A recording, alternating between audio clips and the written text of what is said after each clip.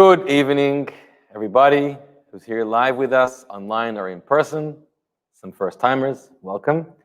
And welcome to Outlandish Talmud Stories and Outstanding Life Lessons. Tonight's topic is the Roman nobleman who converted to Judaism. So first of all, thank you to Lainey Stern for kindly dedicating tonight's class in honor of her birthday and in honor of her son Avi's birthday. May God bless the two of you with a Shnat Hatzlacha, a very successful new year filled with good health, protection, happiness, and nachas, and may there be simchas this year in the family. And also it's dedicated in memory and in honor of the 45 holy souls who perished, who died this year in Meron, on Lag BaOmer, in the tragic event where they were trampled on and crushed, young and old. So we are thinking about each one of them. May their souls have a resting place in heaven. May their families be strengthened and comforted. And may all those who are injured and need a speedy and complete refuah shlema be blessed with that right away. And may we know of no more pain, no more sorrow, and no more tears. If you would like to dedicate a class, there's a link in the video description. You can do so, and that would help us greatly, and we would be very appreciative, so we can continue to provide you with excellent Torah. And there's a link to the source sheet in the video description. It's 3 pages, 2 sides. So download that so you can follow along tonight's really interesting class. So, l'chaim, everybody. We are getting closer to the festival of Shavuot. And Shavuot, we celebrate mainly the time that God gave us the Torah, which sort of culminated the ending of the Exodus, coming out of Egypt, becoming a free people, but not just free to do nothing, but free to have the responsibility to live life as we should. So we got the Torah, and we celebrate that every single year, and now it's 3,333 years ago. There are a number of themes to the festival of Shavuot. One of the themes is hinted to one of the customs on Shavuot, and that is the custom to read Megillat Ruth, the book of Ruth. Now, there are different variations of this custom. Some people will read it in the synagogue in a formal reading with the congregation. Some people will read it to themselves quietly. The Chabad custom, for example, is we read it the night of Shavuot together with all the tikkun and the many other passages from scripture that we read. However, your custom is, it is a highly appropriate to read the book of Ruth on Shavuot. Why? Why the book of Ruth? What's the connection to Shavuot? And there are many answers. We learn about Ruth's kindness and her grace and the ability to be loving and caring and giving, which is a theme on Shavuot. Not only do we receive the Torah to perform the mitzvot and connect with Hashem in terms of ritual between man and God, but also to accept upon ourselves the privilege and the responsibility between man and man, to be able to be there for each other, to accept responsibility for each other. Also, Ruth eventually becomes the matriarch, the grandmother or great-grandmother of David HaMelech, of King David. And King David, his yard site is on Shavuot. There's a family connection, therefore. We read the book of Ruth. But one of the beautiful reasons why we read the book of Ruth on Shavuot is because Ruth was the archetypal convert. Ruth did not start off as a Jewish person. She was a Moabite woman, in fact. And there's a whole story about that because the Torah tells us that Moab mistreated the Jewish people, therefore we can't accept Moabite converts. But we learned in Ruth's times, it means the males, not the females, because it was the males that fought the war against the Jewish people. The females did not fight the war. Therefore, Ruth was, of course, a legitimate, valid convert. And we turn to her and her story, firstly, in terms of many of the halachot, the laws, the customs, the traditions about how to do the process of conversion, but also as an inspiration for converts, an inspiration for people who are turning around their life, connecting with the Torah.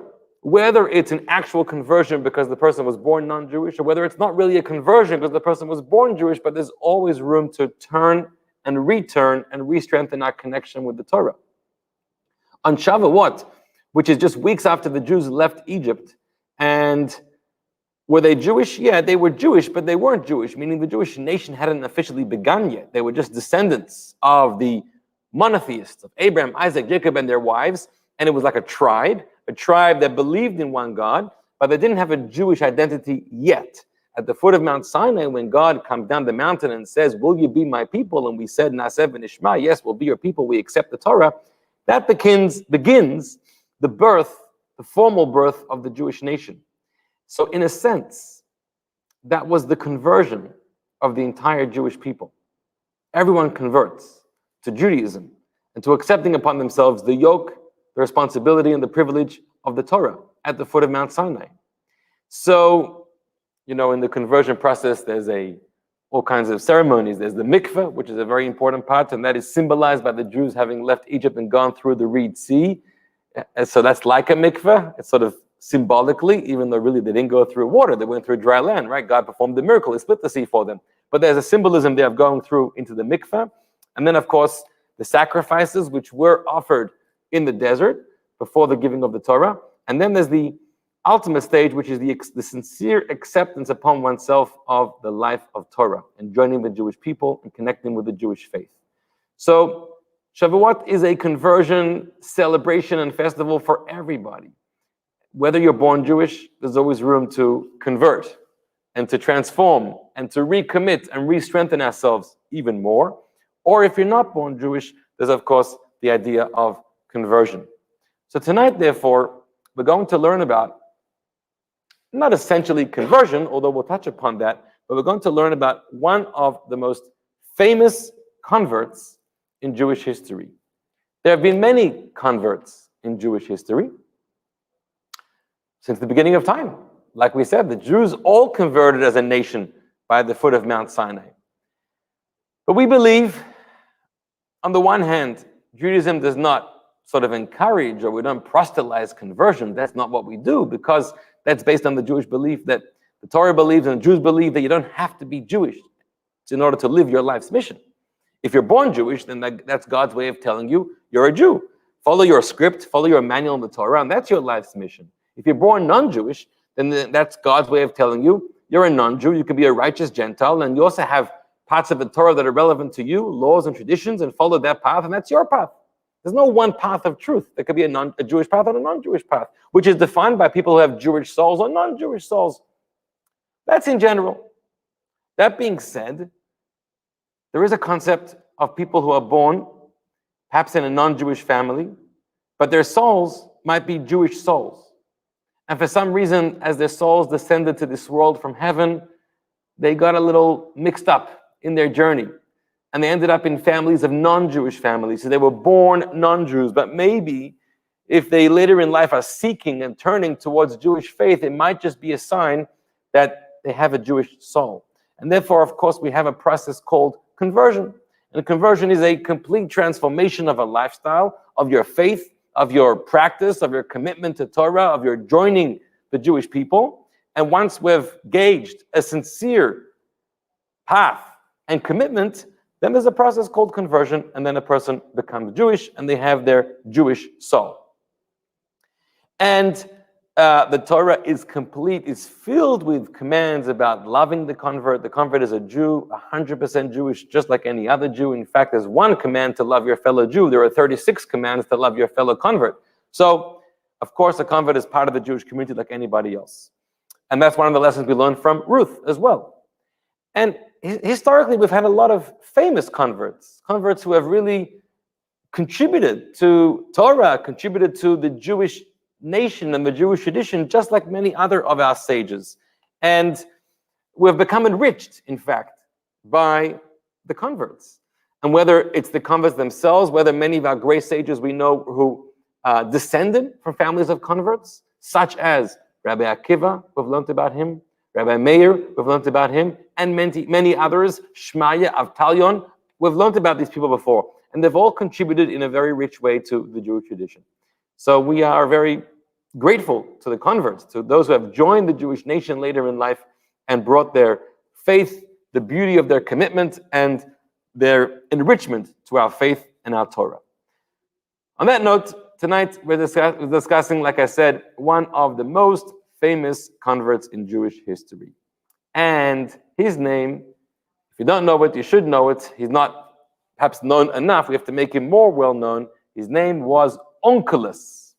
Onkelos is a Roman name or an Aramaic name, simply because he was a Roman. And I want to give you some of the background behind him before we start to learn tonight's stories. If you look in the source sheet, I have a lot of sources which we have to get through tonight, so we're going to work hard and work fast. And the reason why I have so many sources is because there's no one place in Jewish tradition, like in the Talmud, for example, that compiles the whole life story and all the important components about Onkelos. So we have to gather it from different passages in the Talmud or in the Midrashic teachings. These are all teachings from 1500 to 2000 years ago. What do we know about Onkelos growing up? We don't know too much. Remember that the Talmud and the Midrash were not designed by definition to be books of history, even though a lot of our history comes from them. But that's not the genre. That's not how they were written. They were written to be books of law and tradition and practice and Jewish lifestyle, but not history. So therefore, we have to really work hard to find the necessary pieces of information to put together the history. Onkelos was born sometime probably the end of the 1st century, beginning of the 2nd century of the Common Era. As you'll recall from previous classes, this is a time a few decades after the destruction of the Second Temple by the Romans, by Emperor Vespasian and Titus. And then we learned about several other revolts that occurred about 30 years later, and then about 60 years later, in the year 130 after the Common Era, we have the famous Bar Kokhba revolt, which we learned about. That was during the reign of the Roman Emperor Hadrian, or in the Talmudic language, Adrianus. And Hadrian was the one that finally squashed the Bar Kokhba revolt, and he was the one that destroyed Beitar, and he was the one that brought terrible amounts of destruction to the Jewish people. Hadrian was one of the most ruthless, cruelest leaders against the Jewish people in our history. It was his life's mission to eradicate Judaism, Jews, and the Torah. He outlawed many of the Jewish laws and the mitzvot, like celebrating Shabbat or festivals, like having a circumcision, like studying Torah, like sanctifying the new moon and establishing the Jewish calendar. He outlawed all of these things. He destroyed Beitar, and remember, he piled up the dead bodies for many, many years around his palace. He didn't let them be buried. He raised the Temple Mount 1,000 feet or so it's no longer going to be the tallest mountain in Jerusalem where the temple once stood. Now it's going to be one of the lowest mountains in Jerusalem, which till today it's nowhere near its former height where the temple once stood. Hadrian was terrible. He was a butcher. He is famous or infamous for orchestrating the death of the 10 Jewish martyrs. Thousands of Jewish people, but famously the 10 martyrs, the great rabbis, which he brought to a cruel death. Now, Hadrian's sister, he had a sister who was the mother of Onkelos. So Onkelos comes from royalty. His uncle is the emperor, and his father, we're going to see his name soon, probably his name was Cloenicus. So Onkelos, the son of Cloenicus, his father also came from a royal, noble Roman family. He grew up with a lot of wealth. He had a very privileged childhood. He had a fantastic education. He was very well versed in all of, at that time, the most advanced wisdoms of science and art and philosophy of the Greeks and of the Romans. So he was very well versed. He was very educated. He was very wealthy. He was very privileged. And that's an important introduction to know about him as we're going to learn about the story that he embarks upon. Because not only did he have a good mind, he also had a beautiful heart and a beautiful soul. And that told him, we need to go searching. It's not enough just to be a recipient of all these luxuries in life, but we have to search for truth. And we're going to do whatever it takes to search for truth. So we're going to learn about Onkelos and his path and his journey. And why did he go on this journey? What risks did he take to go on his journey? What battles did he have to fight along this path? What did he end up becoming? He authored a fantastic work of Torah. What was that work that we have up until today? And finally, what is a very famous mitzvah and custom that we have up until this day that we can credit Onkelos with? Okay, so on that note, we're going to open up our source sheet and get into the sources. Are you ready? I should mention one more thing, by the way, about converts. even though a convert is always welcome into the Jewish community, so long as they're a real convert, there were times in Jewish history that the sages were more welcoming of the converts and times that they were less welcoming of the converts. For example, the Talmud says that during the reign of King David and King Solomon, the sages preferred not to accept converts into the Jewish community. Why?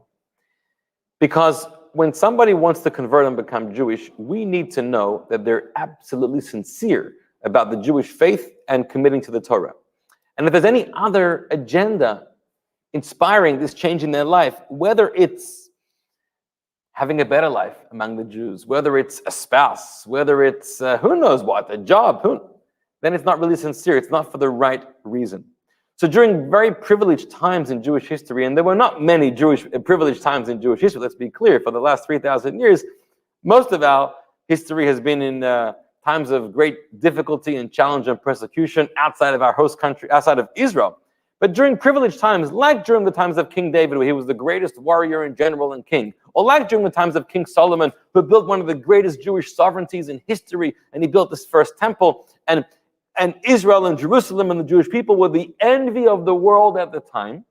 So when somebody came to convert, we were highly suspicious of what their motivation is, because they're coming to join a nation which is well-respected, well-regarded, affluent, powerful, successful. Well, maybe you're coming from a very impoverished, poor tribe or wherever, and you're not getting much of a chance at life there, so you want to join the Jewish people. So we're very wary of that. Versus times of great difficulty and persecution in Jewish history, such as the time we're going to be talking about now during Hadrian's time. If somebody came to convert during that time, you knew one of two things. Either they're crazy or they're serious. It's one of the two. And Onkelos was not crazy, so he was definitely serious. Now, I've tried to piece this together based on the sources. You'll see there's a Medrash Tanchuma from Mishpatim, which I've actually divided into 3 or 4 parts because I'm trying to build the storyline over here. Okay, so I've done some work, hopefully, to piece the puzzle for you. That's one point about the sources. The second point about the sources I need to make right now before we start is as follows. There is a bit of a difficulty when we explore the sources, and that is because we find 2 different names, very similar names, with very similar stories. One is the name Onkelos that I've been saying all the time till now, and the other is the name Okilus. And in some places we learn about Onkelos, in other places we talk about Okilus. And the question is, are they the same person or are they different people? We're not sure. So we have a number of different sources. It's going to come up maybe as we learn. We know that, or I'm going to point it out soon. What I've done over here is I've assumed they're the same person generally. That's what it seems like. Maybe they're referred to by different names. And I've pieced together these sources, trying to define the life and the experiences of this one person who is Onkelos, but sometimes referred to as Okilus. Okay, let's begin. Source number 1. Here it refers to him as Aquila, the convert, right, which is Aquila of Sinope. That was his Roman name, but in Hebrew it's the Okilus. He was Hadrian's nephew, as we learned. Now he desired to be converted to Judaism, but he feared his uncle's wrath. Could you imagine? Imagine like somebody in some highly Arab country which is staunchly opposed and hating of the Jewish people, maybe deep in Iran or Lebanon or somewhere. I'm not saying everybody's bad over there, but somebody that belonged to the families of great hatred and persecution of Israel and the Jewish people, and somebody belongs to, a nephew of the prime minister, the president, whatever they have over there, the king, and he tells his uncle, I want to go convert to Judaism, I want to move to Israel. Could you imagine? That guy would be not around for 5 more minutes. Well, here's what happened with Onkelos. He didn't tell his uncle he wants to convert to Judaism. He tells him, I want to engage in business. Yeah, give me some seed money. Come invest in me. I want to start up a business. His uncle said, why do you need to do so? Silver and gold is available to you. Well, I have plenty of money over here. What do you mean? You short on something? Here's a check. Here's a chest of gold. You don't have to go work. Enjoy your life. I'll support you. Aquila responded, no. I want to go into business in other lands in order to become acquainted with other people and need only your advice on how to do so. He basically was a very mature person, and he said, I want to grow up and I want to go out to other places. I want to make it on my own. It's always a dilemma when a child is growing up and the parents, should we bring them into the family business or not? On the one hand, it's a really nice thing if you could join the family business and continue the hard work of a parent, of a grandparent, etc. On the other hand, go make it on your own. You have talents, you have skills, you have education. Go work hard. Don't have everything set up for you in life. So it's a dilemma. So Aquila wants to go on his own.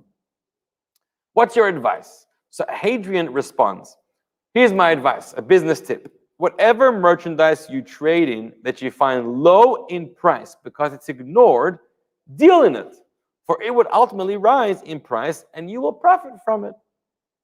In other words, the principle in business which says buy low, sell high. That's the rule. Okay? So what does he do with that advice? The Medrash says he went to Israel and he studied Torah. How did that advice lead him to go to Israel? Was he taking the advice? Was he ignoring the advice? We're going to find out in a later source. But now we're going to pause because we're going to learn about his journey of going to Israel, studying Torah, and eventually wanting to convert. Question?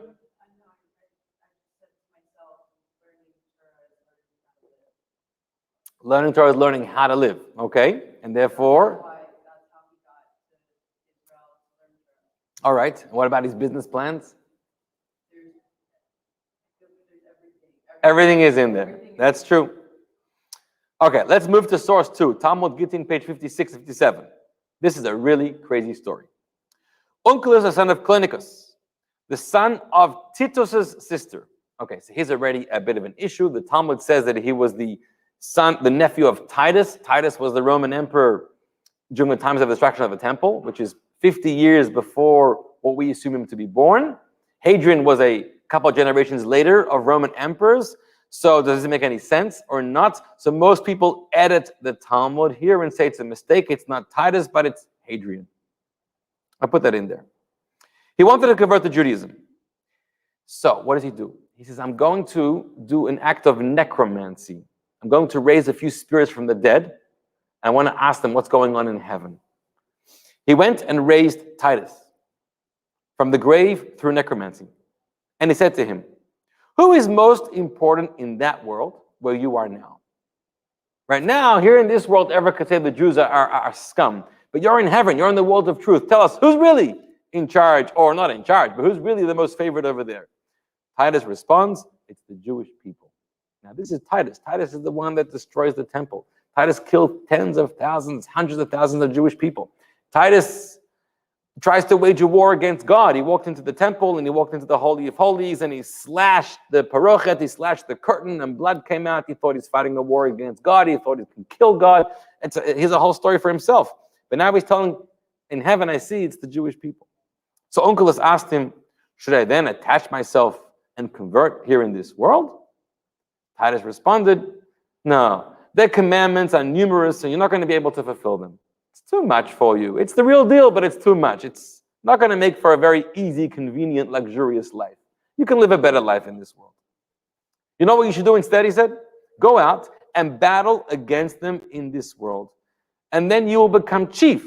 As it's written, her adversaries have become the chief, which means anyone who distresses Israel will become the chief. This is a quote from the book of Lamentations, which is the book of Echa, authored by Yirmiyahu, by Jeremiah the prophet. We read this on Tisha B'Av, when we commemorate the destruction of the temples, and it says, Hayu tzareha larosh. Those who oppressed the Jewish people were or became great leaders.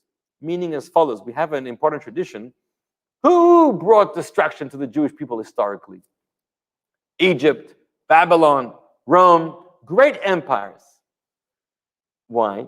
So there's this concept that God loves, it's a hard one to understand, but listen carefully. God loves the Jewish people so much that even if God will decree that the Jews deserve to be destroyed, he's not going to let them fall at the hands of a weak nation or the hands of a nation that's not respected. It would be undignified. If you have to be, if you're on the basketball court and you're gonna lose the game, at least lose to a good team. If you're in politics and you lose the race, at least lose to somebody that's good. Imagine he lost to somebody who's no good. That'd be a real busha, a real shame for you. So Onkelos is spinning it the other way around. Sorry, Titus. And he's saying, if you oppress the Jewish people, God's going to make you great because only great people can oppress the Jewish people. Onkelos is not very convinced. He asks Titus, what is the punishment of that man? What's your punishment in the next world? I know how much damage you did, how evil you were. What's your punishment up there? So remember, we have a principle. God does midah keneged midah. Whenever God punishes, it's always measure for measure. You know, it's based on the sin, based on the act of evil, you'll be punished in a similar way. So Titus tells him, you know what's happening up here? That which I decreed against myself. Earlier in the Talmud, Titus, when he was dying, and he died a very painful, brutal death. It's a long story, but basically he challenged God to war. And God said, you need me to kill you? I'm going to show you even the smallest of creatures, which was like a mosquito, will be able to kill you. How's that? The mosquito made its way through his nose, entered somehow into his brain cavity, and started to eat away at his brain. I don't know how to explain this, but he died from this terrible, his brain was eaten up. Anyhow, before he was dying, he says, I want you to burn my body and spread my ash all over the 7 seas. This way, God will never be able to find me and judge me in heaven. I'm trying to escape from God. So now what's his punishment? He says, every day my ashes are gathered together from the 7 seas. They judge me, then they burn me again, and they scatter me over the 7 seas. What I asked for is actually happening, but it's not preventing me from being judged. And every day, I guess there was certainly some kind of grave pain to this. Also, how many people did he kill and burn alive? So every day I'm being judged and then being burnt again and scattered all over the 7 seas. That's what's going on with me now.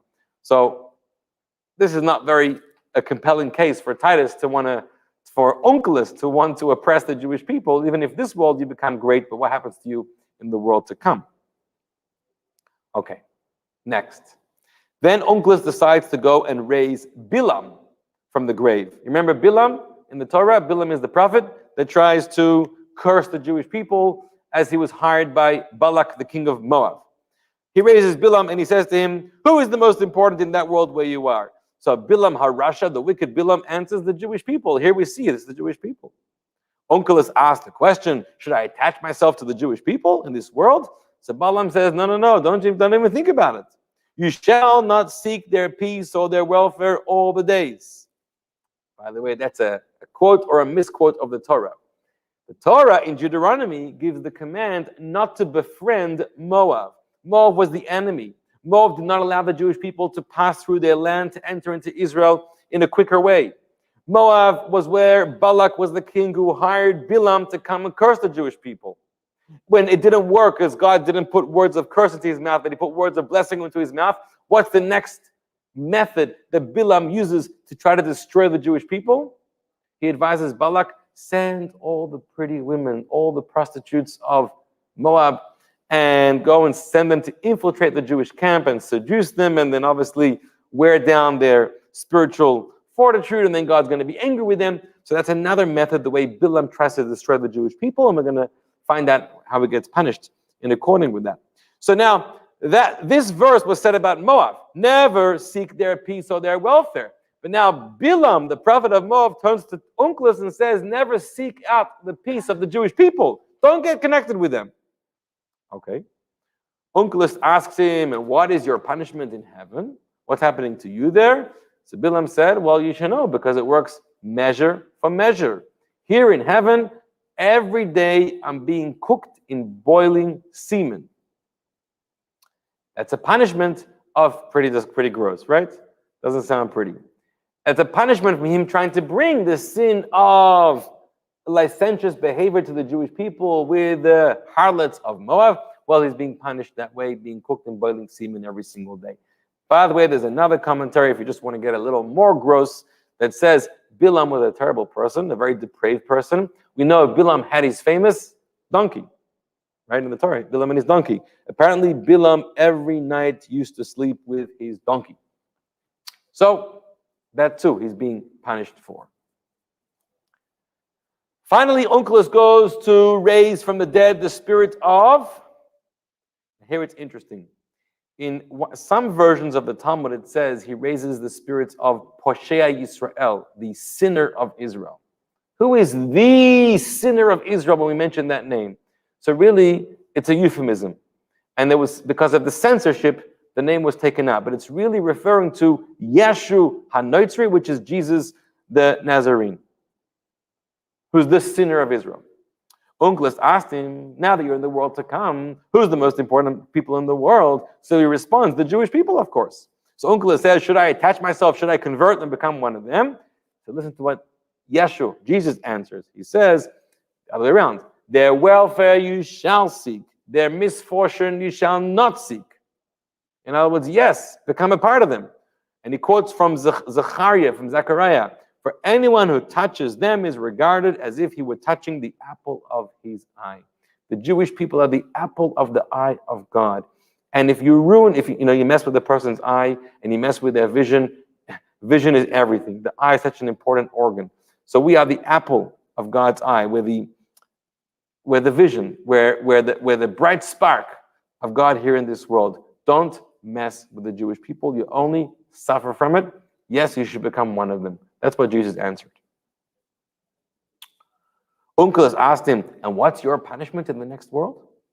So Jesus responded, I'm being punished with boiling excrement, dung, feces. Why? How is that a measure for my sin? Because as it has been taught, the Master said, anyone who mocks the words of the sages will be sentenced to boiling excrement. Basically, when you mock the words of the sages and you twist the words of the Torah and you try to mislead the Jewish people against the word of the Torah and the truth of God, it is an act of disgrace. It's despicable. And therefore you're punished in the most disgraceful way with the boiling excrement. Now the Gemara concludes with an interesting observation. Come and see the difference between the way the sinner of Israel responded and the way the prophets of the nations of the world responded.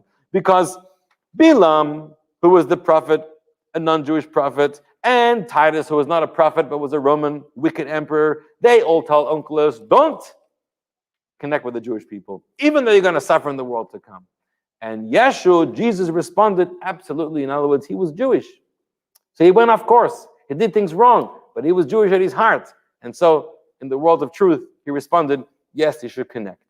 So at this point, Onkelos is trying to gather all this information. He's trying to see, is it worth taking the risk, leaving Hadrian's home, leaving the palace, leaving the empire of Rome, and going to Israel to study Torah, become a Jewish person or not? And now he's consulted with 3 dead spirits.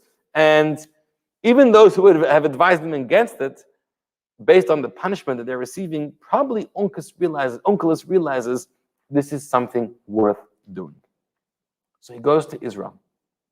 And he becomes a student of 2 great rabbis, Rabbi Eliezer, who was the son of Hyrcanus, we've spoken about him before, and Rabbi Yeshua, the son of Hananiah. These were some of the greatest sages in the 2nd century after the Common Era. This is about 1st, 2nd generation after the destruction of the temple. Actually, these sages were students of the great Rabbi Yochanan ben Zakkai, who was the great leader at the time of the transition after the destruction of the 2nd temple, and moved the study house from Jerusalem to Yavne, and now Onkelos becomes their student. So this Roman guy shows up at the yeshiva. Now, he wasn't just a Roman guy. I'm sure he was dressed very well. He looked very neat.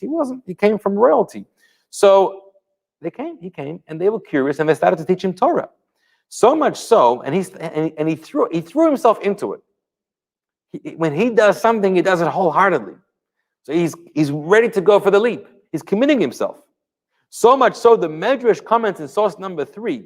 Sometime later, Rabbi Eliezer and Rabbi Yeshua met him, and they noticed that his countenance had changed. Meaning, when he came well-groomed, well-dressed, a little overweight, well-fed. He looked the part. And now, after perhaps months or years of immersing himself in the study of Torah in the yeshiva, he neglected that part of his life. He didn't groom himself. He lost a lot of weight. He wasn't eating so well. He looked like a different person, somebody who had given up the luxuries, the pleasures of this physical world, because, as the Mishnah says, if you want to succeed in Torah, you have to eat bread and salt and water and live a very basic simple life, because the more physically, materialistically, luxurious life you live, it's much more difficult to nurture the life of the spirit and the life of the mind. So he changed his life to the extent that his teachers tell him, we didn't recognize you anymore. So they said, Aquila or Onkelos must be studying and succeeding with Torah. He's really serious about this. This is how they expressed that they knew he's sincere about his commitment to conversion.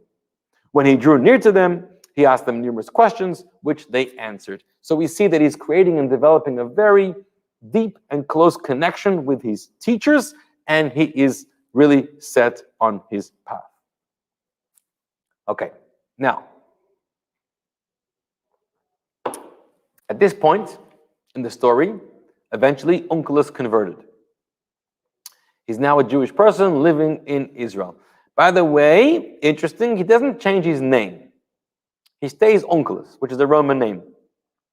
Today, normally when you convert, you take upon yourself a Jewish name.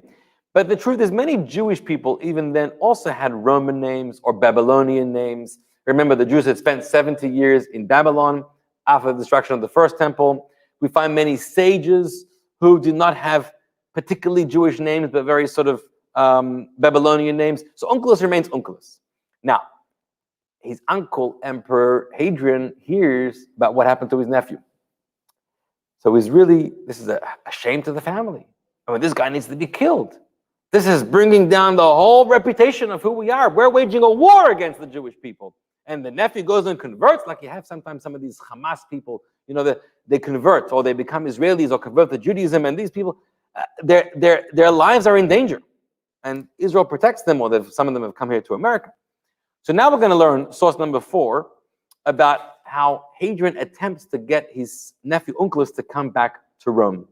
Source number 5, we'll learn about eventually how he does come back to Rome and his encounter with Hadrian. But in source number 4, which is a very famous passage in the Talmud, in Avodah Zarah, page 11a, how Hadrian attempts to bring him back to Rome. This is a very famous story, as you may have heard it, because it touches upon the great, beautiful mitzvah of the mezuzah.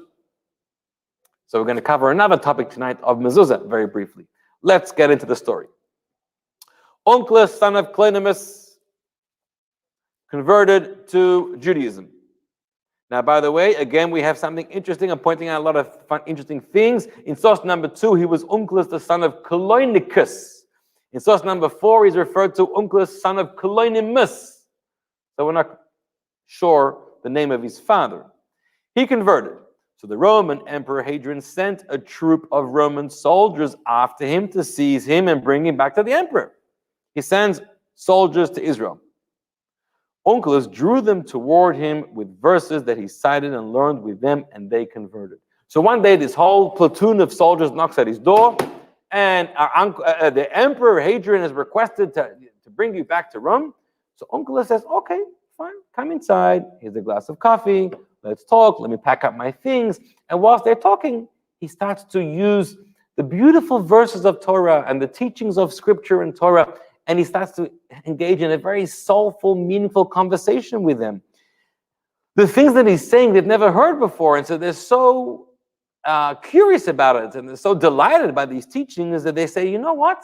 Teach us more, teach us more. And the more he taught them, the more they wanted to stay and study, and eventually they said, we love you, we love what you're doing. This is, compared to what we have back in Rome, this is it. And so we're staying here and we are converting. So now the Roman troops have converted. So the Emperor Hadrian learns about their conversion. He says, well, now I got to get more troops to go and bring back Onkelos and hopefully bring back those troops also. So he sends another group of troops of Roman soldiers after him. And this time he's a little cleverer. And he tells them as follows: don't talk to him. Don't engage in conversation, because I see he's very powerful. He can, with a few words, he can convince all my soldiers to convert. Just take him, tie him up, put the handcuffs on him, and bring him to me in chains. They follow the instructions, and they take Onkelos with them. Onkelos is being escorted out of his home onto the carriage back to Rome. When they were walking, Onkelos says to the troop of soldiers, I just want to say one thing. Okay, so when somebody says, I want to say one thing, all right, let me hear you. We're not talking to you, you're talking to us. Okay, let's hear what you have to say.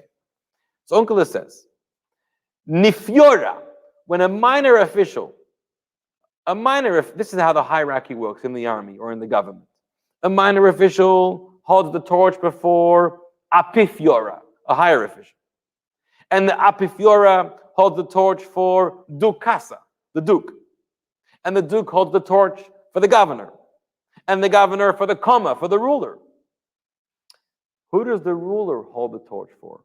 Does the ruler, the emperor in other words, hold the torch before the common people? Does it go full circle all the way around the hierarchy of society? So the soldiers said to him, what is a joke? The emperor is the emperor. It doesn't hold the torch for anybody. So Onkelos says, interesting.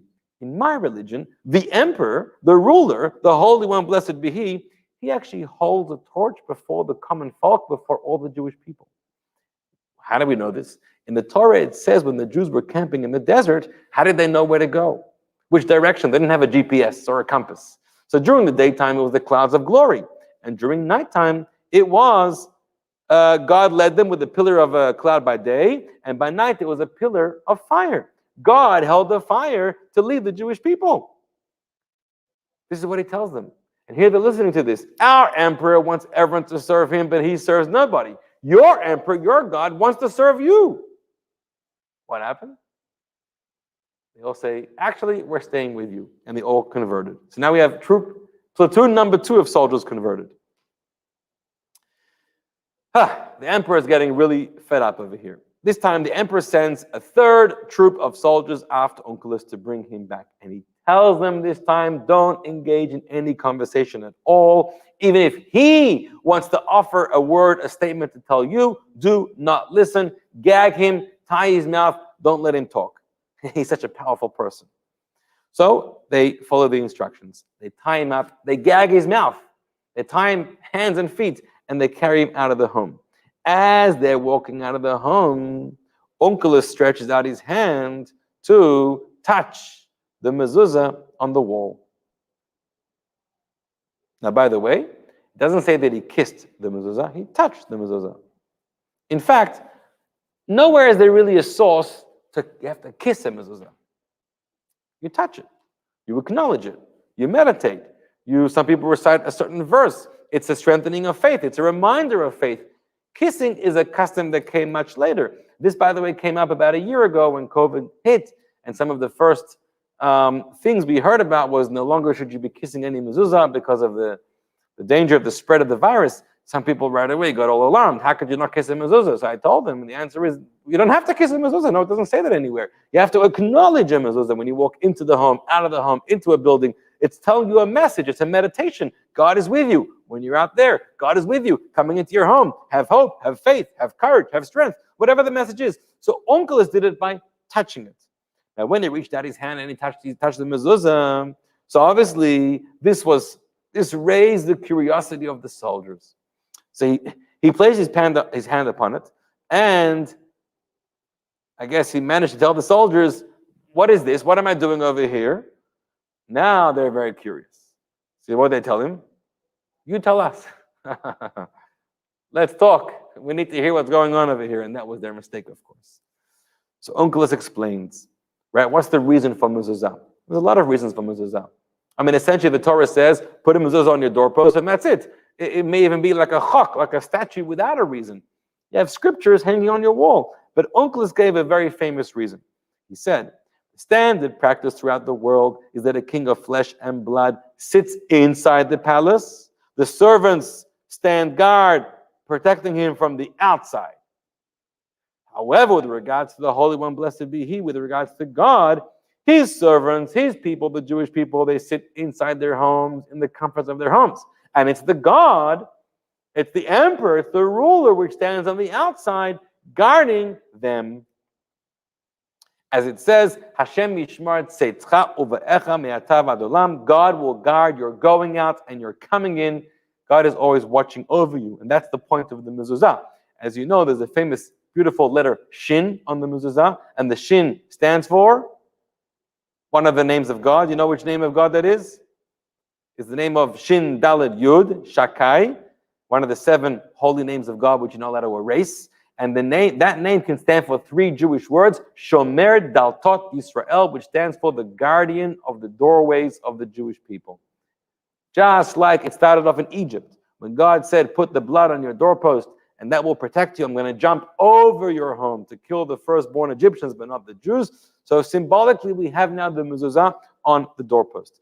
So when the uncles made this argument about how you live to serve your emperor, but we live, our emperor, our God, serves us and protects us, they too all converted to Judaism. And by that time, Hadrian gave up sending any more troops because he can't afford to lose more troops. You know how embarrassing? Every few months, there's this news report in the newspapers or on the headlines.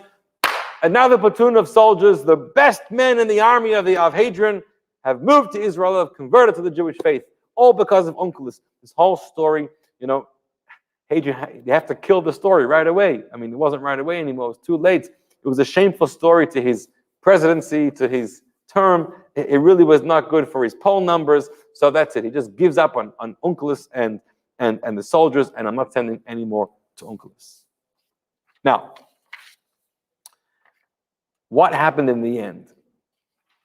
Does Onkelos ever again meet with Hadrian or not? So in that passage of the Talmud, it seems like that's it. It's over. Hadrian never attempts to bring Onkelos back to Rome. Onkelos never goes back to Rome, and that's the end of the story. But the Medrash fills in a gap. And the Medrash tells us, in the end, Hadrian sent word to Onkelos, listen, my dear nephew, I'm not sending you soldiers, I'm not tying you up, I'm not threatening your life, I'm not endangering you, I'm just asking you, please come and visit me. I want to have a family conversation with you, uncle to nephew. I'm not going to kill you, you have my word for it. Do me a favor, just come to Rome, I want to sit and talk and learn more about you and what's going on. So in the end, Onkelos feels safe enough to return to Rome and visit Emperor Hadrian, his uncle. So, source number 5. Later, he returns to his uncle Hadrian. And Hadrian asks him, why is your countenance changed? I don't even recognize you anymore. The way you're dressed, the way you look, the weight that you've lost. I mean, you probably got a different kind of haircut. Maybe he's growing his beard. I don't even recognize you anymore.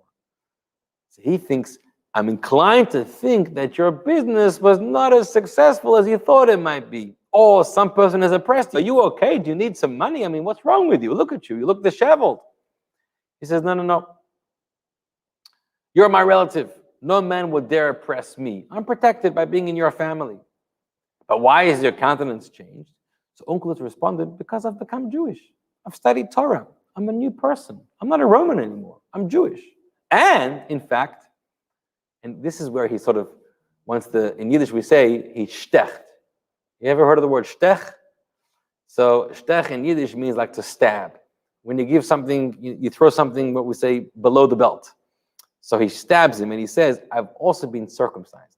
Because you, Hadrian, you fought a war against circumcision. You outlawed circumcision. I want you to know, I've become Jewish, I'm studying Torah, and I'm circumcised, all the things which you don't allow.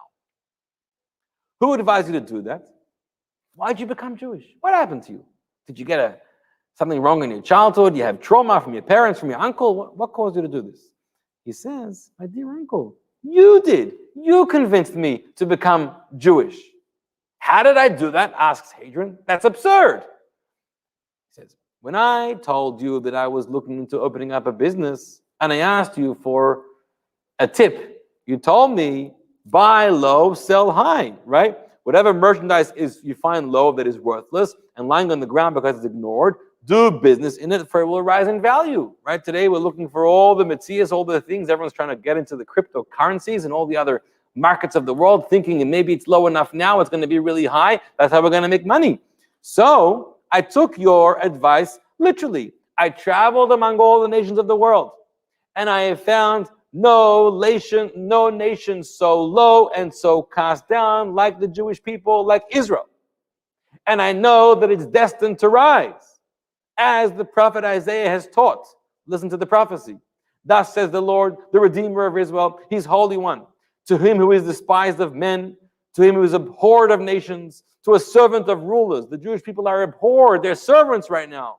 But God says, kings shall see and arise, princes, and they shall prostrate themselves because of the Lord that is faithful, even the Holy One of Israel, who has chosen thee.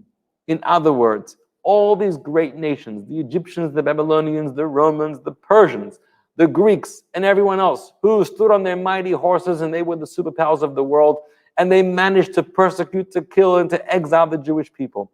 One day, it's all going to be over. They're going to tumble. They're going to fall back into history, and it's going to be the Jewish people that are going to rise. Now, Hadrian has an advisor who says to him, "Are these the ones about whom you spoke? Will a king arise before them in the future?" As it says, "King shall see and arise." Is this true? Like we're going to be we're going to fall and they're going to rise? Could this be true? The advisor says, maybe we have it all wrong. Maybe he has it right. Hadrian slaps him on his cheek, and then he obviously wounded him. And then he tells him, now go dress that wound. Fix yourself up. If they saw just one legionary, they'd be unable to rise up against him. Yet you dare say of them, king shall see and arise before them? No, says Hadrian. Even our simple one legionary could wipe away, destroy an entire Jewish city. Don't be afraid. We're the most powerful in the world. Don't speak nonsense. Don't listen to him. So the advisor responds, then if that is so, why bother with him now that he's converted? What are you getting? Why are you talking to him? Why are you listening to him? Why are you asking these questions? Have him put to death. Just kill him. What are you afraid of? Whereupon Hadrian answers, even while my nephew Achilles, was in his mother's womb, he was destined to be converted. In other words, says Hadrian, I saw this child growing up. I saw that he's always a little different. I saw that he had a seeking soul. I saw that he was not content. I saw that what we have, what we believe in, what we live by was not nurturing him, was not filling him. He was not a happy camper. I knew he was going to go elsewhere to find something else. Well, now the advisor is a little confused and a little unsure. Maybe Onkelos is right. Who says Hadrian is right? Who really has it right? So what did the advisor do? He went to the roof, he jumps off, and he died. Then Hadrian said to Aquila, my advisor is dead now. Tell me, why'd you cause all this? Why'd you do all this? He says, because I wanted to study Torah. And he asked him, couldn't you have studied Torah without being circumcised? Why'd you have to go all the way? This is an important lesson. You studied Torah, fine. You want to spend time in Israel, fine. But you have to circumcise. You have to, dress like a Jew, behave like a Jew. So Aquila answers, it's an interesting sort of comparison. He says, though you pay a salary to your military governor, he must provide his own provisions. He goes shopping and he buys himself food. Similarly, a person can never fully understand the Torah if he remains uncircumcised. Which means, in a nutshell, what he was saying was, yes, I could study Torah. If I want to succeed, you've got to throw yourself in. You've got to go all the way. If you just engage in a particular study, it could be any study, and you're in, you're out, you check into class, you're not going to really get the full experience, especially with Torah. Torah is not just a study, but Torah is our life. And if you want to understand and experience the Torah, you've got to become a part of it. You've got to immerse yourself, throw yourself into it, and change your entire life. And this way you could succeed in connecting with Torah and the Jewish people.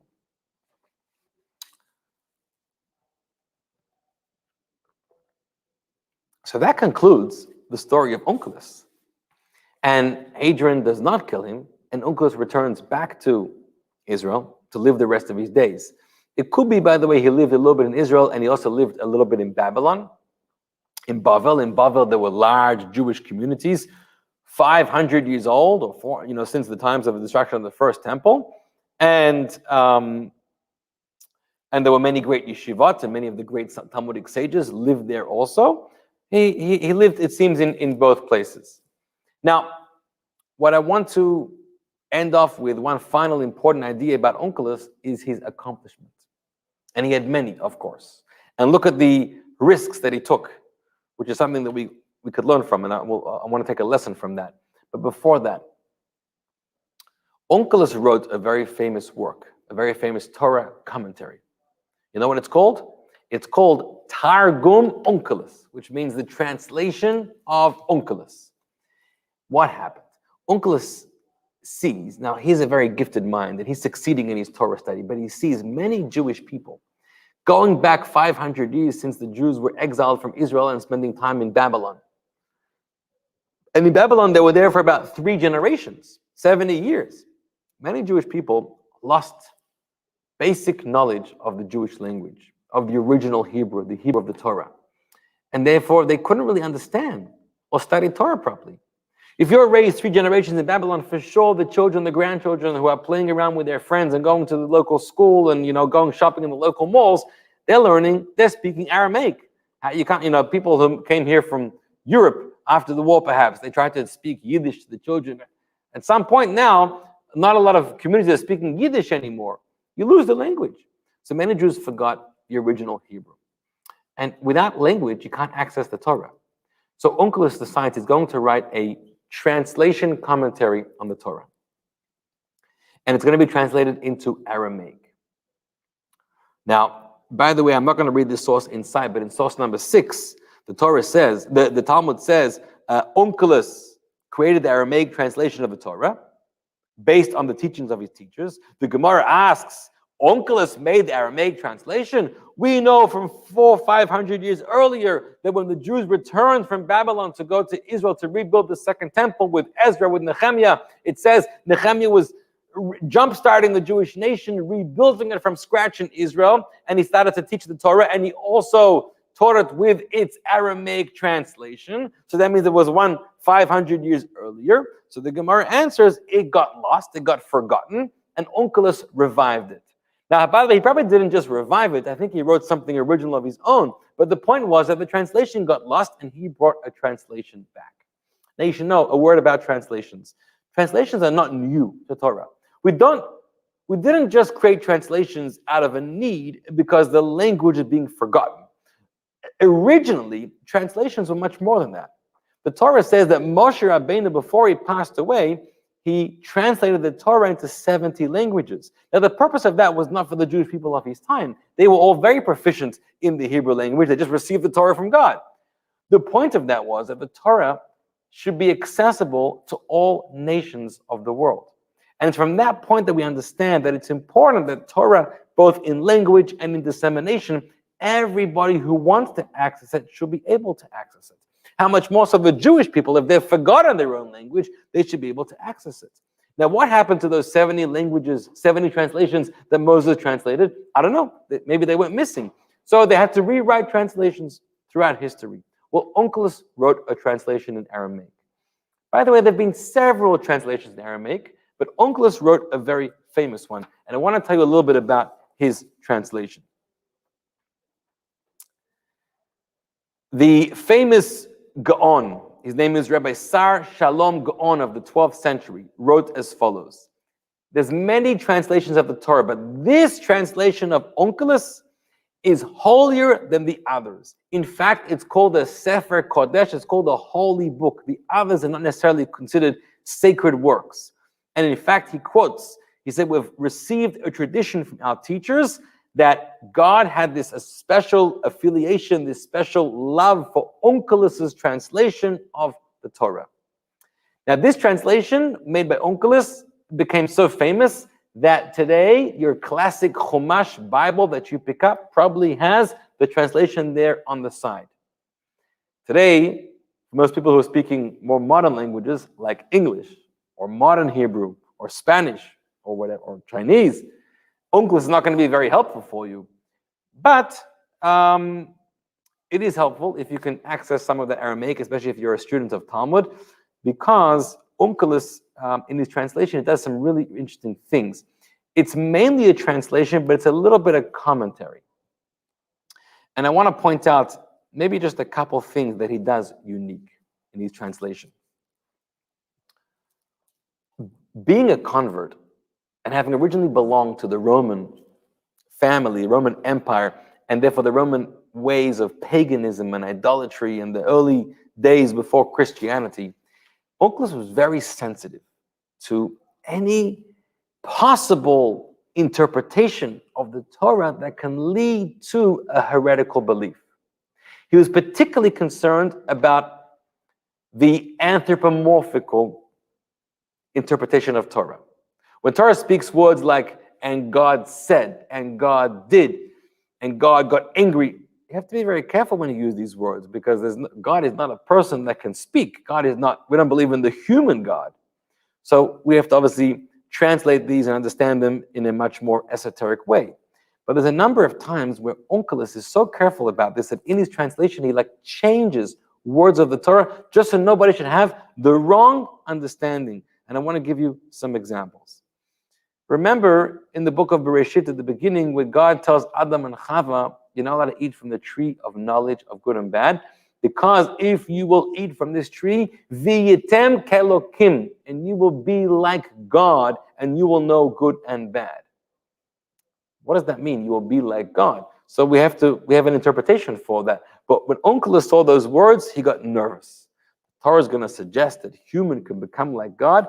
When you're coming from Rome, from the seat of Christianity, we get nervous about those things. So he changes that in Aramaic, and he says, "Osohoin rav ravin," and you'll become great, not God. You'll become great to know the difference of good and bad. Or, for example, another example. When Noah comes out of the ark, having been saved from the flood, and he offers sacrifices to God. So the Torah says, "Vayarach Hashem et reach hanichoach," and God smelled the beautiful fragrance of Noah's offering. Really? God is human enough to smell something? So Onkelos changes that, not from God smelled, but in Aramaic he says, "V'kabil Hashem bera'ava," which means God accepted Noah's offerings with great love and delight. God accepted the offering. I didn't smell the offering, because obviously smell does not mean literally smell.